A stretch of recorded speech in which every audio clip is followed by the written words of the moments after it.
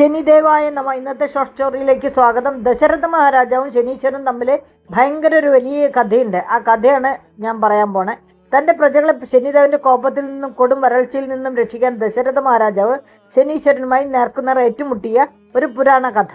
ആ മഹത്തായ ത്യാഗത്തിന്റെ കഥ ഇങ്ങനെയാണ്. ഒരിക്കൽ ജ്യോതിഷികൾ ദശരഥ മഹാരാജാവിന് ഒരു വലിയ ആപത്ത് അറിയിച്ചു.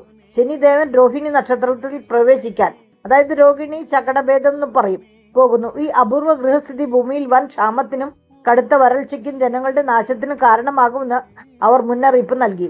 തന്റെ പ്രജകളുടെ കഷ്ടപ്പാടുകൾ ഒഴിവാക്കാൻ ഉറച്ച ദശരഥ മഹാരാജാവ് തന്റെ ദിവ്യരഥത്തിലേറി ശനിദേവനെ നേരിടാൻ ആകാശത്തേക്ക് യാത്രയായി. ശനിദേവന്റെ മുന്നിലെത്തി അദ്ദേഹം രോഹിണി നക്ഷത്രത്തിലേക്കുള്ള വഴി തടഞ്ഞു. ഒരു രാജാവിന് തന്റെ പ്രജകളോടുള്ള നിസ്വാർത്ഥമായ സ്നേഹവും അചഞ്ചലമായ ധൈര്യവും കണ്ട് ശനിദേവൻ അത്യധികം സന്തുഷ്ടനായി. ശനിദേവൻ ദശരഥന് ഒരു വരം നൽകി.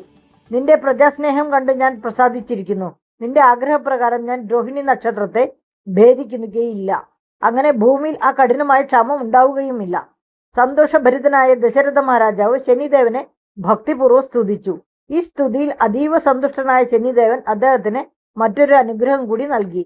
ഹേ രാജാവേ, അങ്ങ് ഇപ്പോൾ രചിച്ച ഈ സ്തോത്രം ഭക്തിയോടെ ജപിക്കുന്ന ആരെയും എൻ്റെ ദോഷങ്ങളോ, അതായത് ഏഴരശനി, കണ്ടശനി തുടങ്ങിയവ കഠിനമായ ദുരിതങ്ങളോ ബാധിക്കില്ല. അവരെ ഞാൻ എല്ലാവിധ ആപത്തുകളിൽ നിന്ന് സംരക്ഷിക്കുകയും അവർക്ക് അഭിവൃദ്ധി നൽകുകയും ചെയ്യും.